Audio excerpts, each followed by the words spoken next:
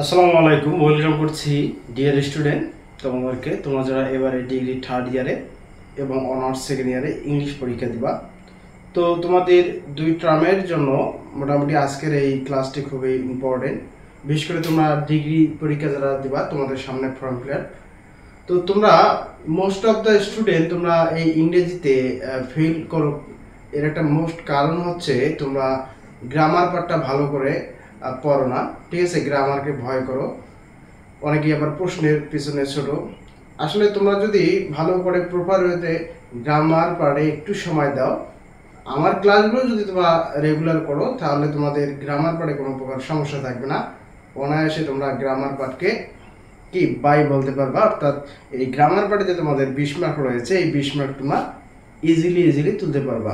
তো আমি ধারাবাহিকভাবে গ্রামার উপর ক্লাস দিচ্ছি। আশা করি আজকে যে ক্লাসটি দেখাবো, 4-এর মধ্যে 4 মার্ক তোমরা কীভাবে পাও সেই বিষয়গুলো আমি তোমাদেরকে দেখাবো।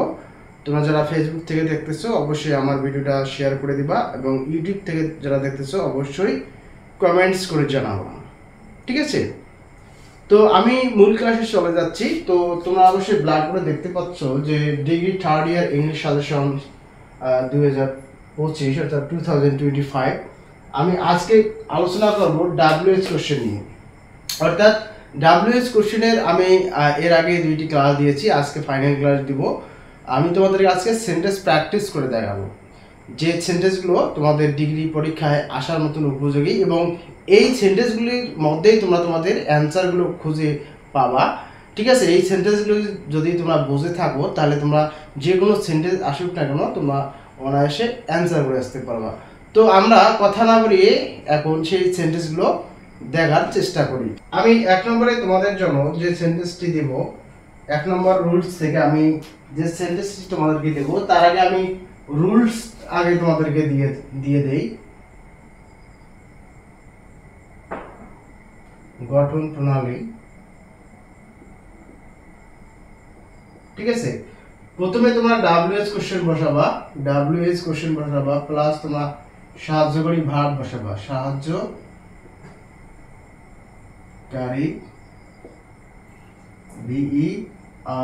ভার্ব প্লাস, ঠিক আছে, সাবজেক্ট, তোমাদেরকে সাবজেক্ট বসাতে হবে।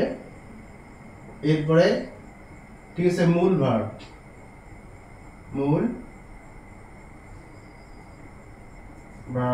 Plus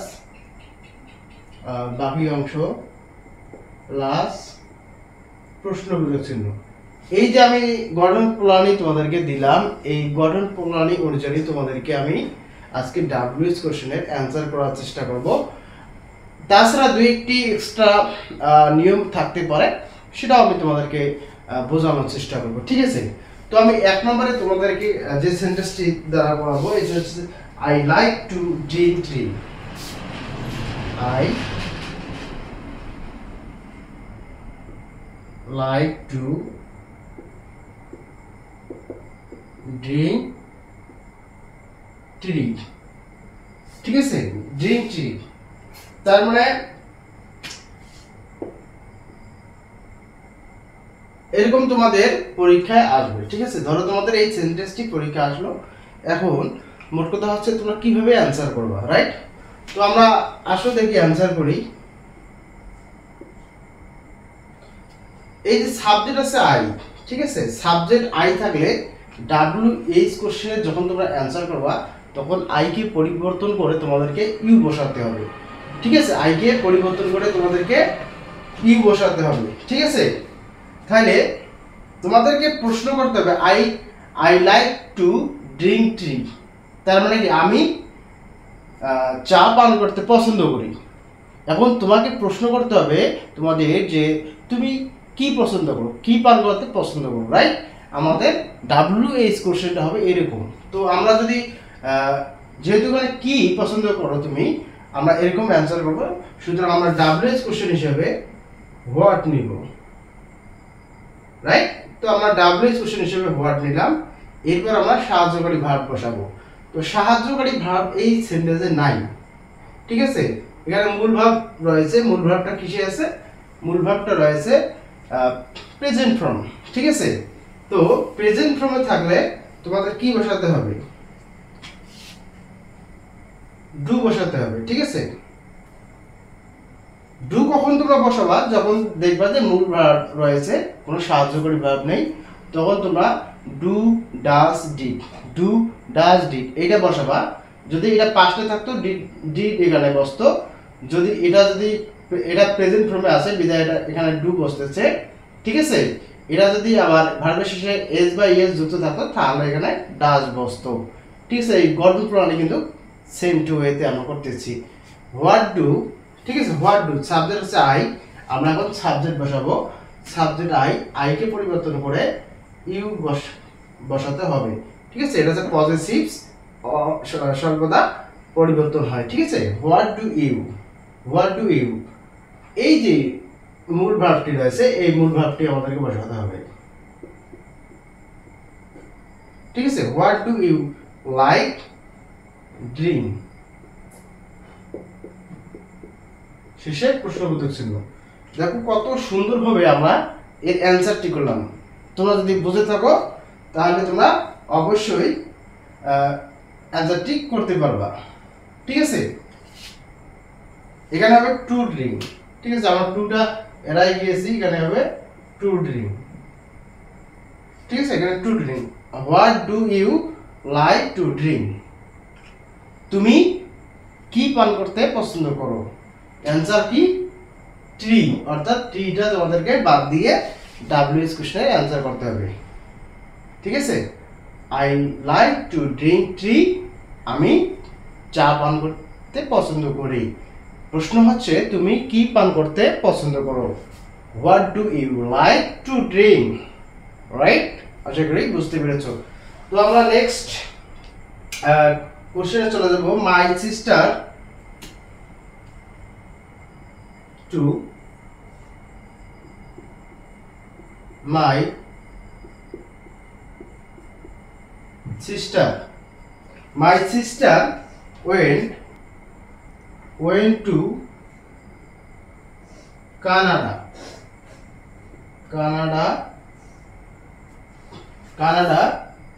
to study। ঠিক আছে, তাহলে আমার বোন কানাডায় গিয়েছিল কি, শিক্ষার জন্য বা পড়ার জন্য কানাডায় গিয়েছিল। আমার বোন কানাডায় কেন গিয়েছিল, পড়ার জন্য গিয়েছিল। এখন তোমাকে ডাব্লিউএস কোশ্চেনে অ্যান্সার করতে হবে যে তোমার বোন কেন কানাডায় গিয়েছিল। তাহলে কেন বলতে হোয়াই, আমরা হোয়াই দ্বারা এই অ্যান্সারটি করব। ঠিক আছে, তাহলে আমাদের অ্যান্সার হবে হোয়াই। ঠিক আছে, হোয়াই। এরপরে আমরা কি বসাবো, সাহায্যকারী ভাব বসাবো। ডাব্লিউএস কোশ্চেন বসালাম, এরপর আমাদের সাহায্যকারী ভাব বসাতে হবে। সাহায্যকারী ভাব এই সেন্টেন্সে ওয়েন্ট। ঠিক আছে, তো ওয়েন্ট সর্বদা পাস্ট ফর্ম, ওয়েন ডিড, এজন্য আমাদেরকে ডু ডাজ ডিড এর মধ্যে ডিড বসালাম। কেন, এটা পাস্টে আছে, এখানে সাহায্যকারী ভাব সরাসরি নাই, এখানে মূল ভাব রয়েছে ওয়েন। ঠিক আছে, সুতরাং আমরা কি বসালাম, ডিড বসালাম। তাহলে হোয়াই ডিড, এরপরে সাবজেক্ট হচ্ছে মাই সিস্টার। ঠিক আছে, মাই থাকলে, মাই হচ্ছে পজিটিভ, আমি বলেছি মাই থাকলে অবশ্যই মাইকে পরিবর্তন করতে হয়, তাহলে হয় ইওর। ঠিক আছে, why you are, your sister, sister, why did your sister. ঠিক আছে, এই যে মূল ভাবটি রয়েছে এই মূল ভাবটির প্রেজেন্ট ফর্ম রূপ কি, গো। Why did your sister go to Canada? To Canada, শেষে প্রশ্নবোধক চিহ্ন। তোমার বোন কেন কানাডায় গিয়েছিল। My sister went to Canada to study, তার মানে এই যে শিক্ষার জন্য বা পড়ার জন্য। ঠিক আছে, এই পড়ার জন্য কি তার বোন কানাডায় গিয়েছিল। তোমরা সুন্দরভাবে আশা করি বুঝতে পেরেছ। এরপরে নাম্বার 3। ঠিক আছে, নাম্বার 3-তে আমি একদম একটা সহজ বিষয় দেব। I am 30 years old. ঠিক আছে, তো এখানে দেখো আই অ্যাম 30 ইয়ার্স ওল্ড, আমার বয়স 30 বছর। এবং তোমাকে প্রশ্ন করতে হবে, ধরো তুমি আমাকে প্রশ্ন করতেছো তোমার বয়স কত, তোমার বয়স কত এটা তো তোমরা জানো। তাহলে এই যে এখানে একটা বিষয়, খালি তোমার এটা তো ইজি কোশ্চেন। এই যে হাউ দ্বারা আমরা যখন কোশ্চেন করব, ঠিক আছে, এই যে কত বোঝাতে কতর সাথে যদি ইয়ার্স আছে, ঠিক আছে, এটা বয়স বোঝাচ্ছে, তাহলে ওল্ড।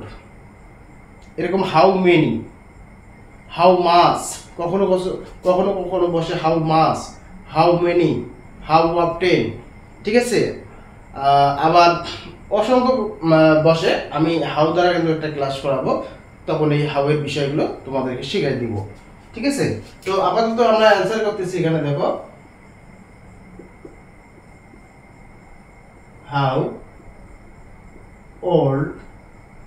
এই যে আরেকটা বিষয় এখানে দেখো এমটা এখানে আর কেন হলো, প্রশ্ন জাগে স্যার, এখানে তো এম রয়েছে সাহায্য করিবার। ঠিক আছে, এমটা আর হলো কেন? ঠিক আছে, তো এম আর হওয়ার মূল কারণ হচ্ছে এটা হচ্ছে সিঙ্গুলার।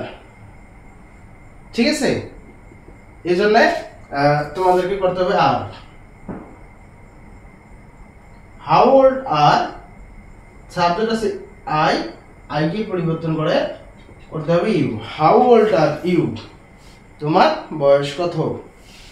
আশা করি তোমরা বুঝতে পেরেছো। তোমরা এই তিনটি লিখে নাও। আমি মোটামুটি আজকে 15 তোমাদেরকে এই সেন্টেন্স দেখাবো। এই 15 সেন্টেন্স যদি তোমরা দেখো এবং ক্লাসটি যদি সম্পূর্ণ দেখো, বুঝতে পারো, ইনশাআল্লাহ তোমাদের ডাব্লিউএইচ কোশ্চেনে কোনো প্রকার সমস্যা হবে না। আশা করি তোমরা লিখে নিয়েছো। আমি এটা মুছাই দিব। তো এখন আমি 4 নাম্বারটি করাবো। 4 নাম্বার ডাব্লিউএইচ কোশ্চেনটি করাবো। 4 নাম্বার ডাব্লিউএইচ কোশ্চেনটি বলা হচ্ছে যে ঢাকা is famous for, ঠিক আছে, ঢাকা ইজ ফেমাস ফর মস্ক, মানে ঢাকা মসজিদের জন্য বিখ্যাত। ঠিক আছে, মস্ক এর জন্য বিখ্যাত। তাহলে তোমাকে প্রশ্ন করতে হবে ঢাকা কেন বিখ্যাত, ঢাকা কেন বিখ্যাত।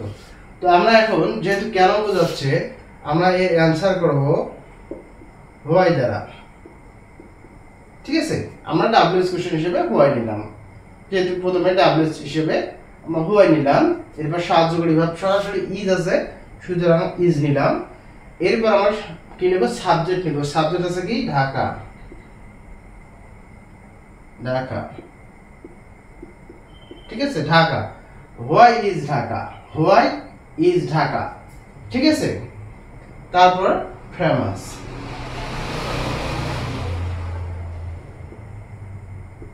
প্রশ্ন চিহ্ন বসে দেবো, হয়ে যাবে। Why is Dhaka famous, Dhaka কেন বিখ্যাত। তাহলে বাক্যের গুরুত্বপূর্ণ অংশ হচ্ছে ফর মস্ক, মসজিদের জন্য, রাইট। এরপরে 4 নম্বরটা আসি। 4 নম্বর তো আমরা করলাম, এরপর 5 নম্বরটা করব। তো 5 নম্বরটা আমরা করব, দেখো 5 নম্বর হচ্ছে the France,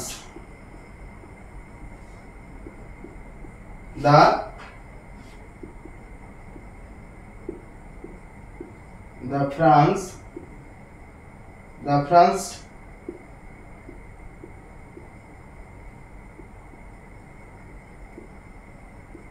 revolutions took place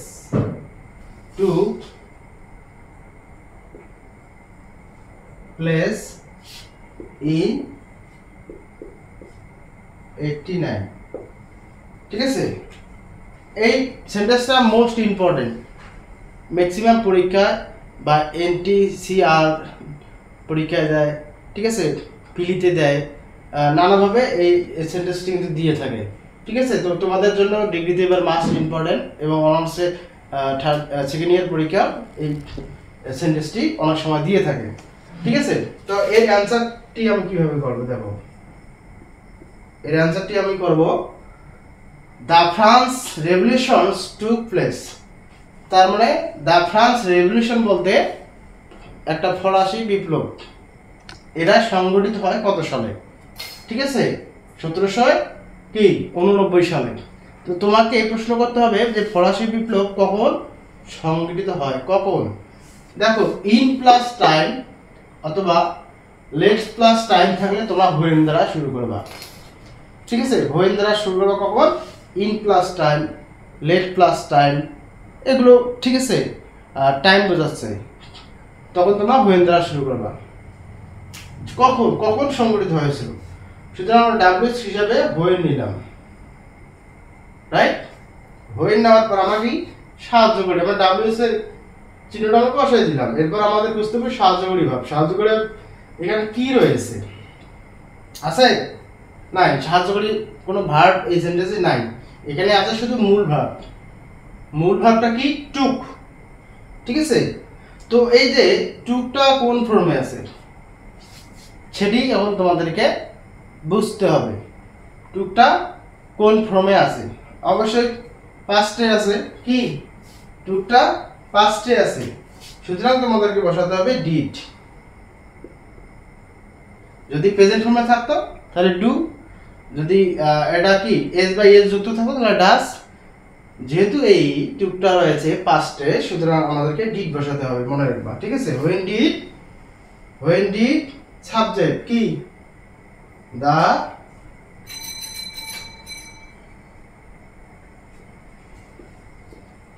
France কি?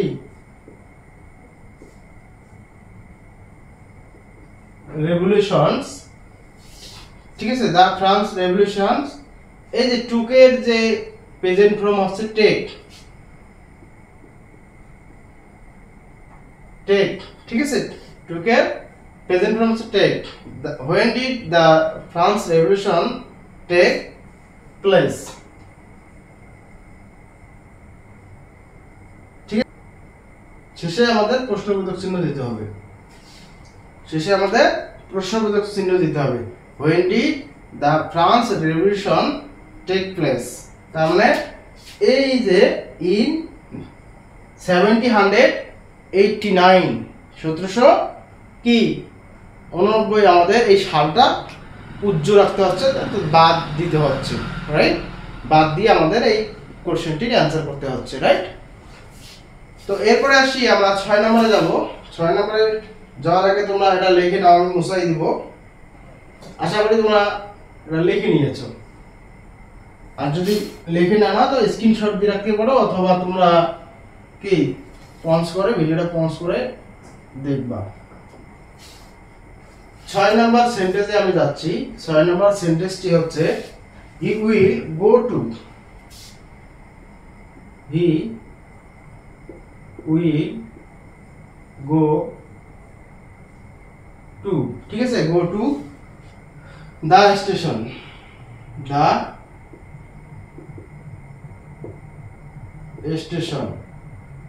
Station at 4 PM।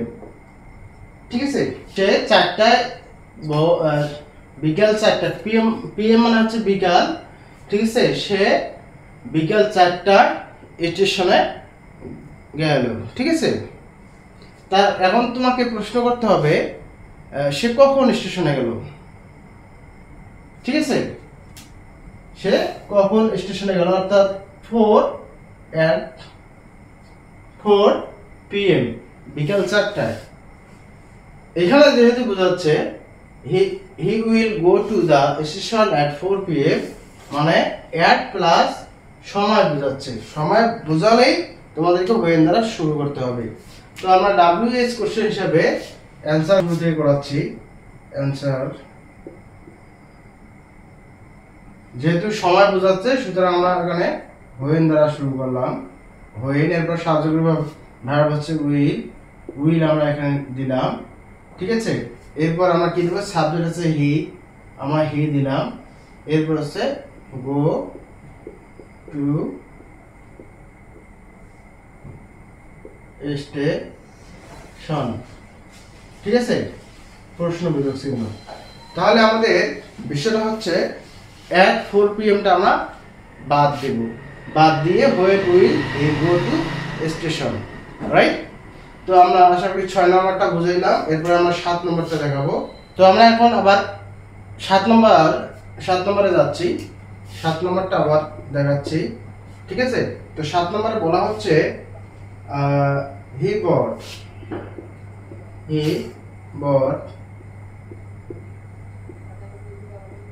bought an Oxford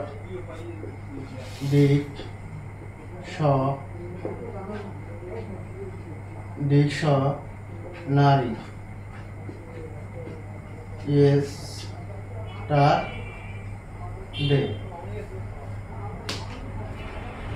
তার মানে সে গতকাল কি কিনেছে? ঠিক আছে, অক্সফোর্ড একটা ডিকশনারি মানে বই কিনেছে। ঠিক আছে, তোমাকে প্রশ্ন করতে হবে সে কি কিনেছে।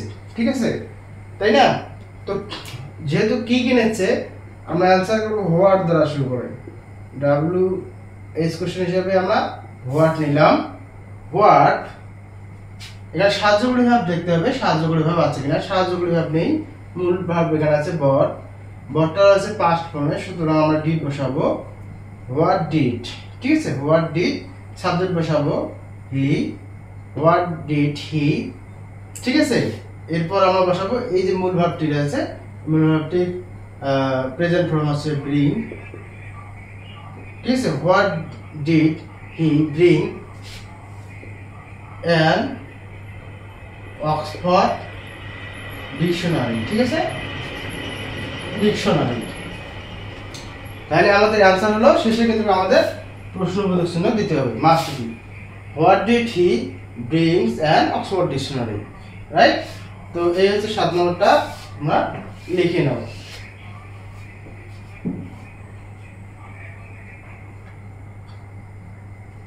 এবারে আমরা যাব 8 নম্বরে যাব। 8 নম্বরে কি বলতেছে? দা লেডি কাম ফ্রম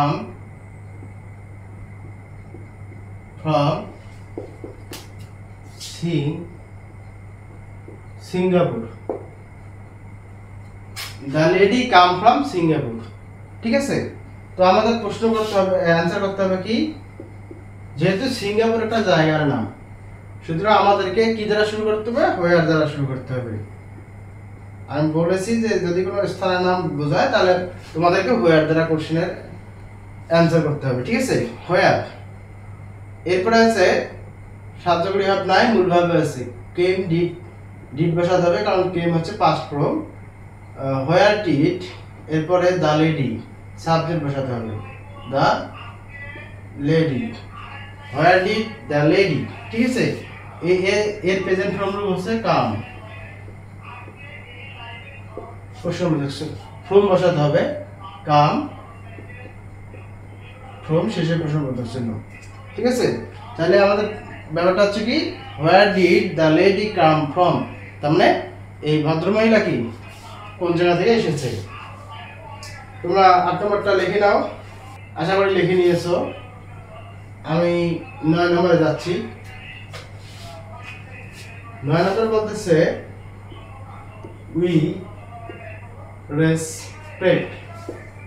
ঠিক আছে, উই রেসপেক্ট আওয়ার টিচার। ঠিক আছে, তাহলে এর অ্যান্সার আমরা কি করবো দেখো।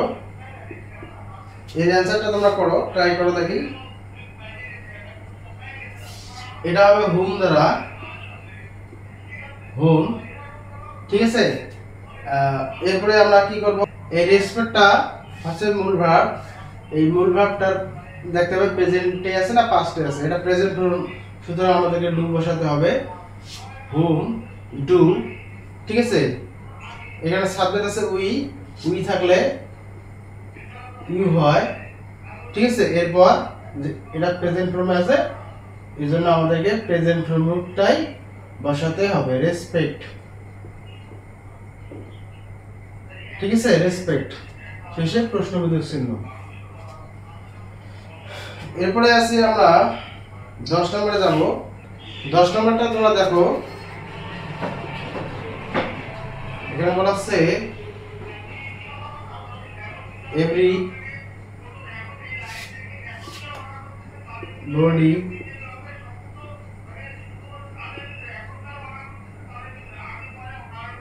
It's a liar.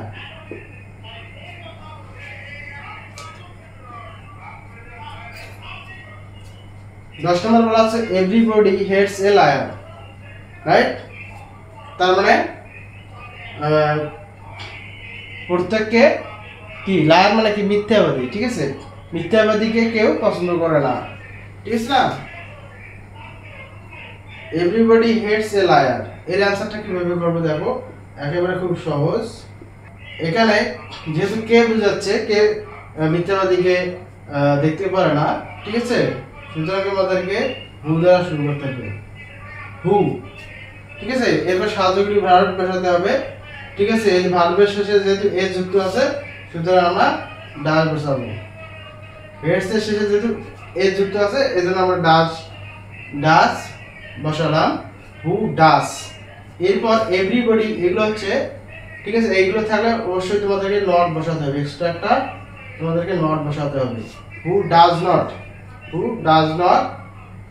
এরপর কি, hates a liar, who does not hates a liar. ঠিক আছে, তোমরা 10 নম্বরটা 9 নম্বর 10 নম্বর লিখে নাও, আমি এরপরে বাকিগুলো করাচ্ছি। আশা করি লিখে নিয়েছো। এরপরে আমরা 11, 12, 13 করতেছি। আমি শর্ট সময় দেখেই ভিডিওটা অনেক লম্বা বা ক্লাসটা অনেক বড় হয় বিধায় আমি এগুলো লিখে নিয়ে তোমাদেরকে দেখাচ্ছি। ঠিক আছে, she did it with great difficulty. ঠিক আছে, তার মানে এখানে কি বলা হচ্ছে, সে অনেক কষ্টে এটা করেছে, সে অনেক কষ্টে এই বিষয়টা করেছে। তাহলে তোমাদেরকে প্রশ্ন করতে হবে সে কেমন করে এটা করেছে। ঠিক আছে, তার মানে কেমন বলতে এখানে হাউ নিতে হবে। আমরা অ্যানসার দাও কিভাবে করি, অ্যানসার করব হাউ। যেহেতু কেমন বোঝাচ্ছে আমরা হাউ, ঠিক আছে, হাউ নিলাম। এরপরে আমরা ডিড নিব, হাউ ডিড, যেহেতু এটা পাস্টে আছে ডিড, সুতরাং আমরা হাউ ডিড নিলাম, হাউ ডিড। এরপরে সাবজেক্ট আছে শি। ঠিক আছে, হাউ ডিড শি, ডিড এর পাস্ট ফর্ম আছে কি, গো। ঠিক আছে, হাউ ডিড শি গো। ঠিক আছে, এরপর নেব ইট। তার মানে এইটা হচ্ছে বাক্যের গুরুত্বপূর্ণ অংশ, এটা বাদ যাবে। ঠিক আছে, how did she go it, তার মানে সে এটা কেমন করে করেছে। এরপর দেখো I found him in the park, তার মানে পার্ক বলতে একটা জায়গার নাম বোঝাচ্ছে, জায়গার নাম যেহেতু বোঝাচ্ছে আমরা হোয়ার দ্বারা শুরু করব, হোয়ার ফাউন্ড। ঠিক আছে, ফাউন্ড পাস্ট ফর্ম, এজন্য আমরা ডিড বসাবো। এরপর সাবজেক্ট আছে আই থাকলে ইউ হয়, ইউ বসালাম, where did you found. Present form হচ্ছে ফাইন্ড। এরপরে হিম, প্রশ্নবোধক চিহ্ন হয়ে গেল। এরপর I am doing this for a reason, reason মানে তার মানে কারণ বোঝাচ্ছে, সুতরাং আমরা হোয়াই দ্বারা শুরু করব, হোয়াই নিলাম। এরপর আমরা সাহায্যকারী ভাব হিসেবে কি নিব, ঠিক আছে, এখানে এম আছে, সুতরাং আমরা আর নেব, হোয়াই আর। ঠিক আছে, হোয়াই আর। আই আছে, আই ইউ নেব, সাবজেক্ট আই আছে, আমরা আই কে পরিবর্তন করে ইউ নিলাম। Why you are doing this,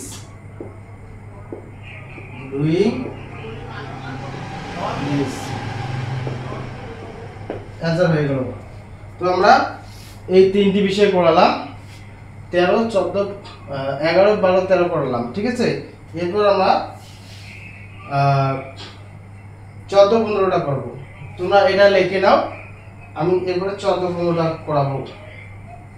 আশা করি তোমরা লিখে নিয়েছো।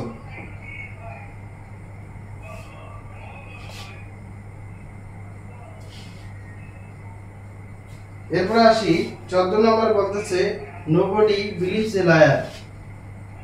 14 নম্বর বলতেছে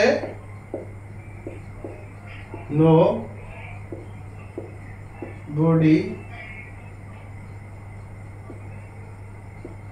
believes a liar, নাকি believes a R nobody believes a liar মানে মিথ্যাবাদীকে কে পছন্দ করে? ঠিক আছে, কেউ পছন্দ করে না। ঠিক আছে, তো তোমাকে প্রশ্ন করতে হবে হু দ্বারা। ডাব্লিউএস কোশ্চেন হিসেবে আমরা হু নিলাম। হু believes a liar, অ্যান্সার হয়ে গেল। 15 নম্বর দেখো, 15 নম্বরটা দেখো। 15 নম্বর আছে I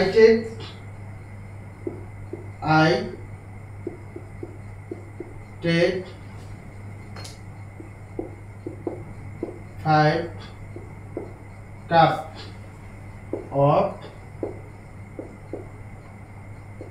tea a day। তার মানে আমি একদিনে 5 কাপ চা খাই।